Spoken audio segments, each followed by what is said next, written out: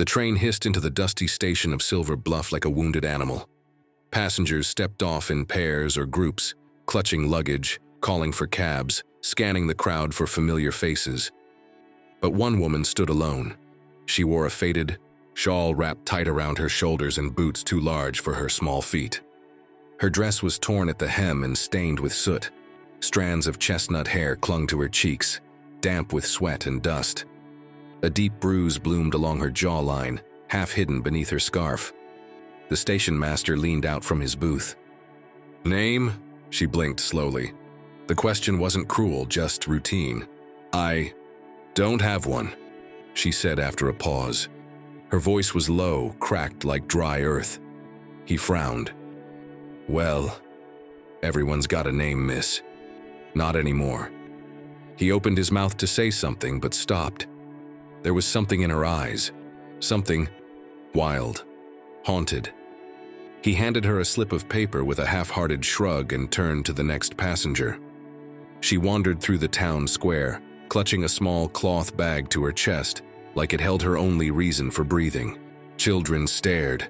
A merchant muttered something about loose women under his breath. At the boarding house, the owner took one look at her and slammed the door shut. By sundown, she had found a spot behind the general store where the ground was, dry and shielded from wind. She curled up, using her bag as a pillow.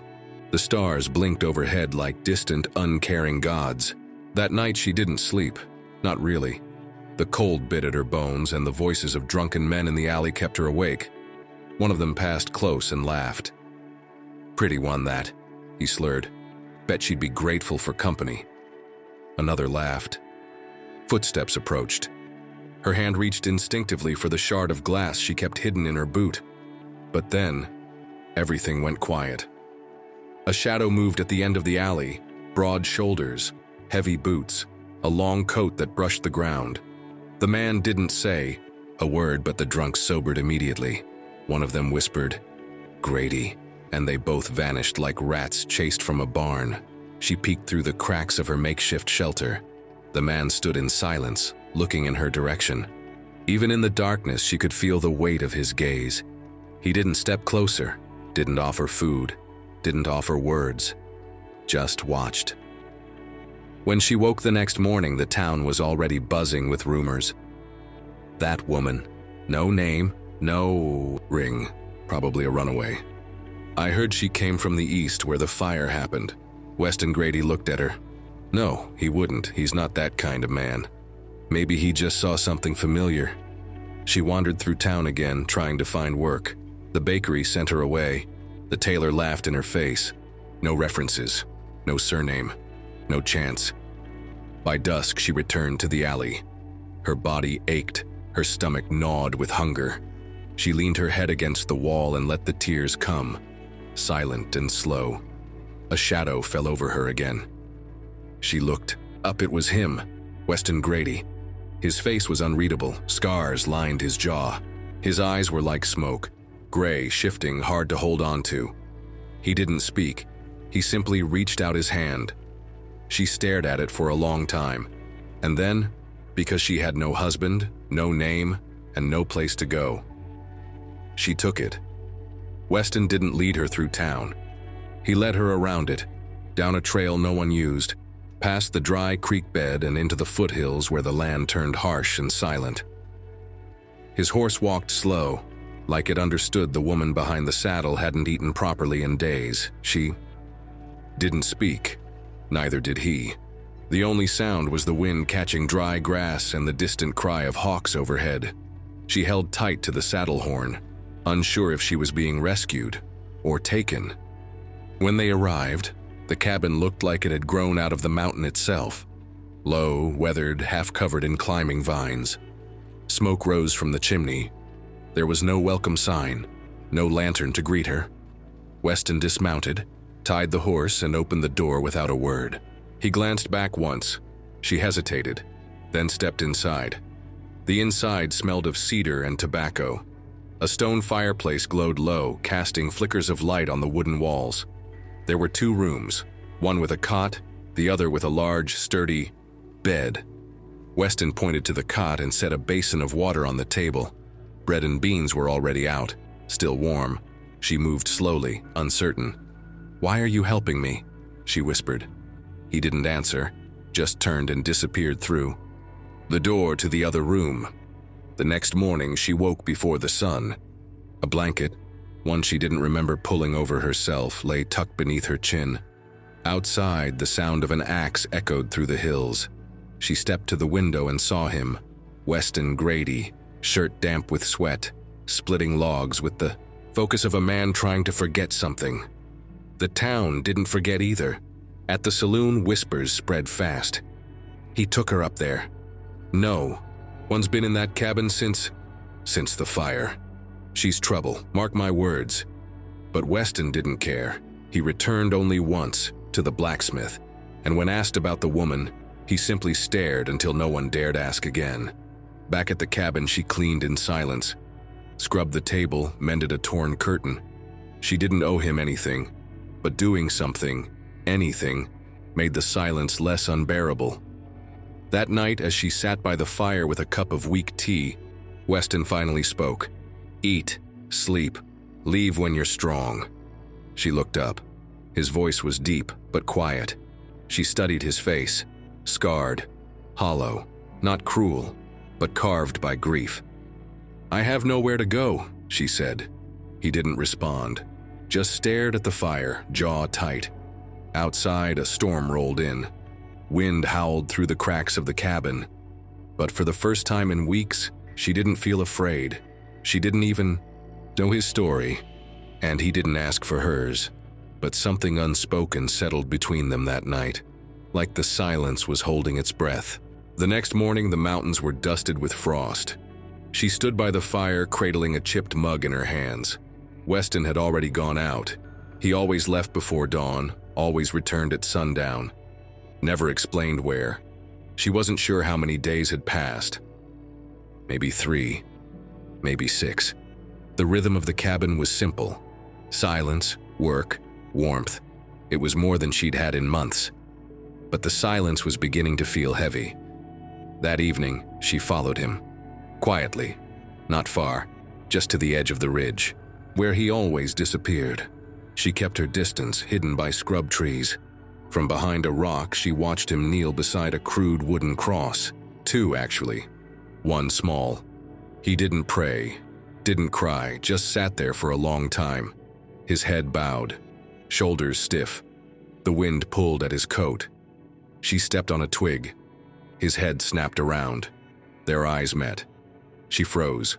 Weston stood, walked, straight to her. She braced herself, fear spiked in her chest, but he didn't raise his voice. He didn't grab her, he just said, "Don't follow me." She nodded. "I'm sorry." That night, she packed her things. A few clothes, the half-eaten loaf of bread, a piece of soap she'd found. He didn't owe her anything. She shouldn't have come. Shouldn't have stayed. Before dawn, she left the cabin on foot, headed down the mountain trail alone. But the land was colder than she remembered. Her legs trembled from hunger. Her boots blistered her feet. By midday, she collapsed near a dry riverbed. The sky turned darker.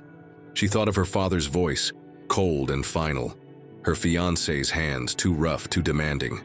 The locked room, the slap, the silence that followed her like a shadow. She had no name, no husband, no destination. And now, no strength. When she opened her eyes, the sun was gone, but the stars weren't out yet. A shape loomed above her. Weston. He didn't speak. He just lifted her as if she weighed nothing and carried her back up the mountain. She was too tired to fight him. When they reached the cabin, he didn't set her down on the cot. He took her to the big room, to the bed. He placed her there gently, pulled the blanket over her, and left. A moment later, she heard something she hadn't heard before. A door closing softly, then another, then silence. She was alone in his room. She curled beneath the quilt and let herself cry, not from fear, from confusion, from something she didn't know how to name. She woke to the smell of bacon. It didn't make sense. She hadn't asked for it, hadn't even seen Weston the night before after he carried her back. But now, on the wooden table by the window, there was a plate, still warm, still steaming, bread, eggs, and bacon. He was gone again. She sat on the edge of the bed, unsure if she should eat. Then her stomach made the decision for her. She finished everything. As she cleaned the plate, her eyes wandered across the room, Weston's room. She hadn't really looked before. Now she did. There was a small shelf with only 3 books. One was a worn Bible. The other 2 had no titles left on the spines. A comb. A silver pocket watch stopped at 4:16. A pair of children's boots by the door. Dusty, but still perfectly upright. She opened the wardrobe. Inside, among the neatly folded shirts, was a pale blue dress. Lace at the collar. Tiny, delicate. Buttons. Clearly not hers, clearly not recent. Behind it, tucked into the corner, was a toy horse, wooden, hand-carved. A name was etched on the bottom, Lily. Her fingers trembled as she placed it back. Later that day, Weston returned with firewood. She waited for him to say something about the room, the breakfast, her escape. He said nothing. At dinner, she finally asked, "Was the blue dress hers?" He didn't look up, just stirred his stew. She tried again. "Your wife?" Still nothing. Finally, he said, "They burned. 5 winters ago." The air in the cabin thinned. "I was in town when it started. Couldn't get back fast enough." She swallowed. "I'm sorry." Nodded once.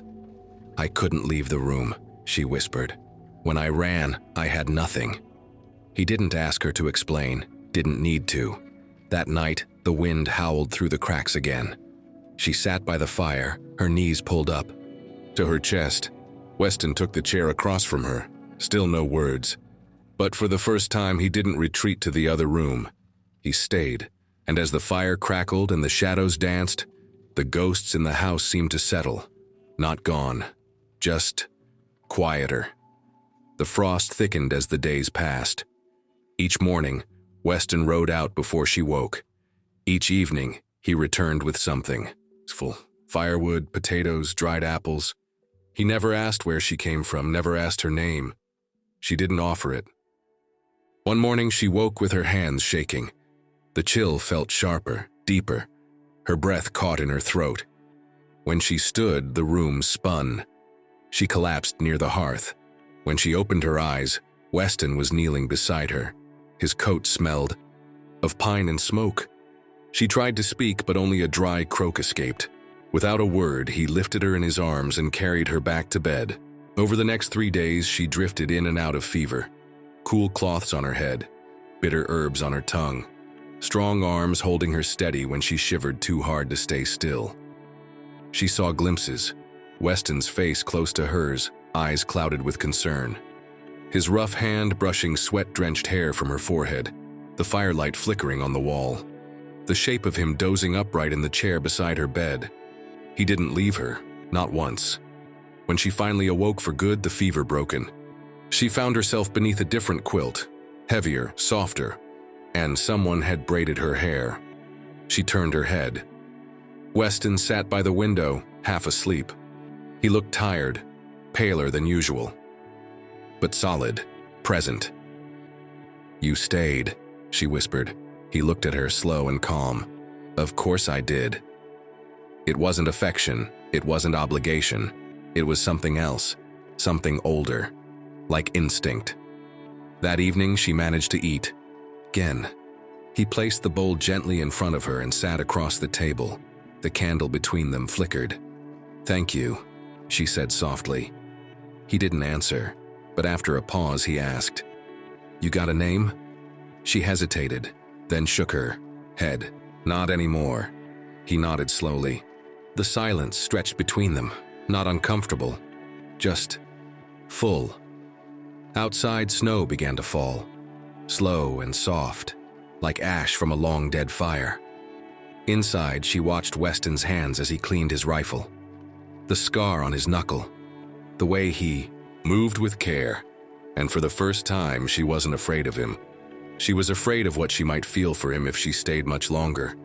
She was stronger now, Each morning she rose before the fire died. She swept the floor, gathered water from the creek, and kneaded bread with numb fingers. Weston never asked her to do any of it, but he never stopped her either. There was rhythm now, stillness without silence, comfort without closeness, until the day she opened the chest in the barn. She hadn't meant to snoop. She was looking for extra blankets, but the lid creaked open easily and something called her in. Inside was a faded photograph, creases at every edge. Weston stood beside a red-haired woman, smiling softly. Between them, a little girl with a missing front tooth and a crooked bow. She traced the girl's face with her thumb. Underneath the photo lay a charred scrap of fabric. It might have once been part of a dress, pale blue, just like the one in the wardrobe. At the bottom of the chest was a letter, half burned, its edges crumbling. Only a few words remained. Waited all night. She was coughing again. Please come home, Weston. I'm scared. Her breath caught. She closed the chest and sat in the straw, heart pounding. The past had teeth, and they were sharp. That night she didn't speak at dinner. Weston noticed. You find it? He asked. She looked up. He wasn't angry, not even guarded, just tired. I wasn't supposed to be gone that long, he said. They had smoke in their lungs by the time I got there. The doctor said, too late. She blinked back the sting behind her eyes. I'm sorry. I buried them behind the ridge, he continued. But I couldn't bury the sound. I still hear it, when I sleep, when I don't. I hear things too, she said. Her voice shook. Slammed doors. My father's voice, my own name before they took it from me. He stared at her, quiet. You didn't take me, she added. You saved me, even if you didn't mean to. The wind knocked against the windows, like it wanted in. Neither of them moved. But for the first time, Weston looked at her, not like someone who didn't belong, but like someone who had every right to be there. That night, as the fire burned low, she reached into her bag and pulled out a tiny, wrinkled paper. A birth record, her real name. The last thing she'd taken when she ran. She looked at it for a long time, then fed it to the fire. The snow melted slowly. In Silver Bluff. Spring was near, but the cold still clung to the hills. Down in town, gossip returned like thawing rivers. She's still up there? Living with him like a wife? Something's not right. No decent woman would stay with Weston Grady. And then came the man in the brown coat. Sheriff Eli Burns hadn't walked through those streets in nearly 2 years. Not since Weston broke his brother's jaw in a saloon brawl that no one dared talk about. Now he was back, with a badge, a new star on his chest, and a telegram in his pocket. It was from the capital, about a missing woman, daughter of a prominent judge. Last seen boarding a westbound train, suspected runaway, possibly abducted. He recognized her the moment he saw the sketch. Burns took a horse and headed into the hills. She was hanging clothes in the morning light when the dog barked. Once, then again. She turned to see a man on horseback approaching the cabin with a sheriff's star pinned to his chest. She froze. Weston stepped out from behind the barn, rifle slung across his back. His eyes were hard, unreadable. The sheriff tipped his hat. Didn't expect to see you playing house, Grady. You're not welcome here, Weston said. Burns ignored him, looking at her instead. Miss, you all right? She didn't answer. Name's Sheriff Burns. Folks down east are looking for you. Said you were taken by force. I wasn't, she said. Then why no word, no telegram, no letter? I didn't want to be found. Burns laughed. That's not how the law works, sweetheart. You're somebody's daughter, somebody with power. And right now, you're considered missing property. She's not property, Weston growled. You think the judge cares what you say? In one smooth motion, Weston stepped between her and the sheriff. She's not going anywhere, he said, low and steady. Burns reached for his gun. Weston didn't move. She stepped forward, voice sharp. If you take me, I'll scream. I'll say you hurt me. I'll say anything. I'd rather die in this cabin than go back. Burns narrowed his eyes. You're making a mistake. She met his stare. I already made one. When I let people decide my life for me. Silence. Then Burns turned his horse. "You'll regret this," he muttered. They watched him ride away until he was gone from sight. Only then did Weston lower his shoulders. She touched his arm just once, and he let her. The sheriff didn't take defeat kindly. 2 nights later, the sound of hooves shattered the quiet. Weston was already at the door, rifle in hand. She moved to his side, heart pounding. Outside, 3 men dismounted. Burns was among them, lantern in one hand, pistol in the other. "I gave you a chance, Grady," he shouted. "This time I'm not asking." Weston didn't answer. He just moved to the front porch, calm as ice. "She's not yours," Burns growled. "You're harboring stolen blood." "She belongs to no one," Weston said. "Not even me."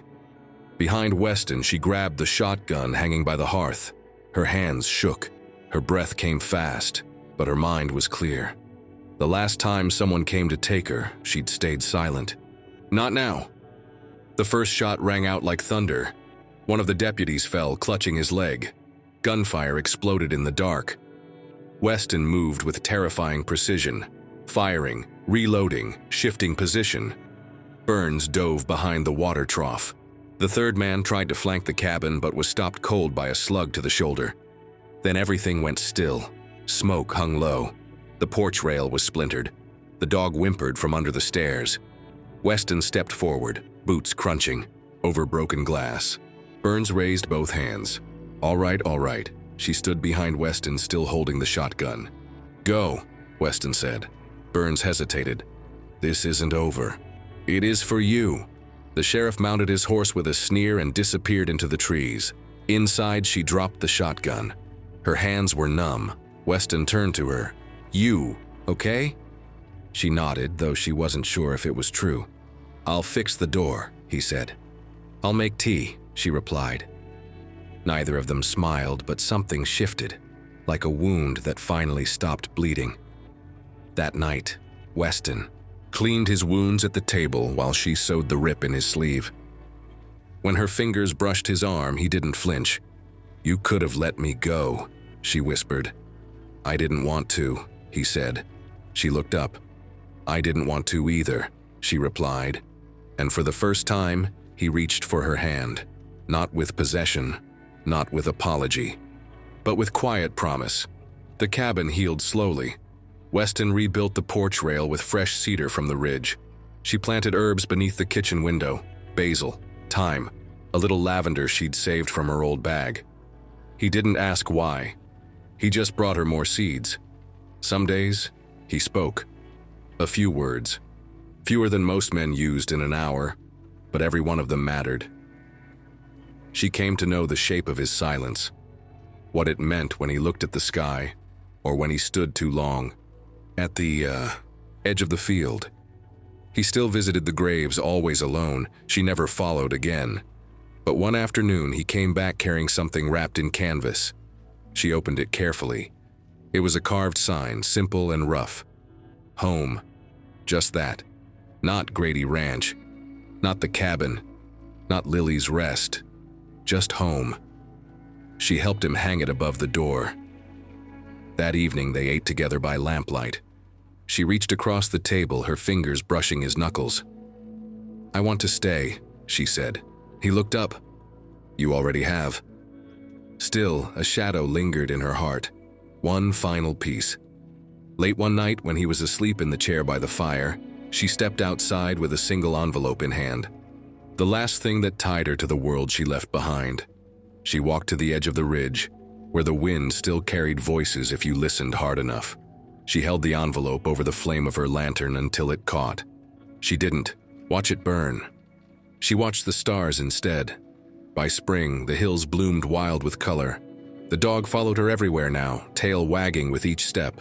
Weston built a second chicken coop. She painted the bedroom window blue. One morning, she found a new pair of boots by the door.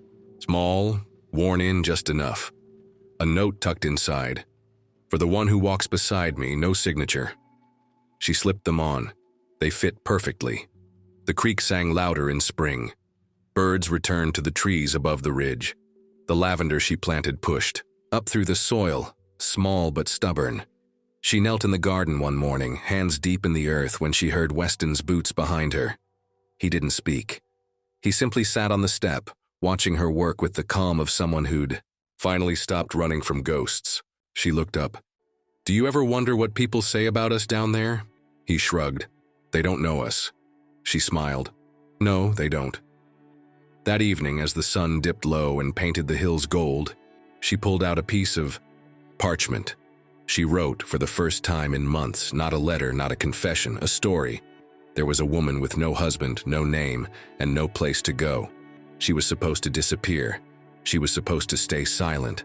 But then a man who said nothing and lost everything made space for her pain. Not with flowers, not with promises, but with room to breathe. With stillness. With staying. She left the story folded on the windowsill under a small stone. The next day it was gone, but a note was left in its place. "Stay as long as you want." Some months later, a traveler passed through Silver Bluff. He told a story at the saloon about a cabin in the hills where a feared man lived with a woman no one remembered. A place with no gate, no name, just two people who looked at each other like they'd come back from the dead. In a world quick to judge, quick to label, and quicker to discard, she found a place where silence wasn't punishment, but peace. Where her name wasn't something she needed to defend, but something she got to choose again. And maybe that's what we all want in the end. Not rescue, not revenge, just a quiet place to be seen, and the one person who won't look away. Tell me, if you had no name, no past, no promises left to chase, where would you go? And who would you hope to find waiting at the end of the road? Share your reflections in the comments below. And don't forget to like, subscribe, and come back for more stories where love rises from the ashes.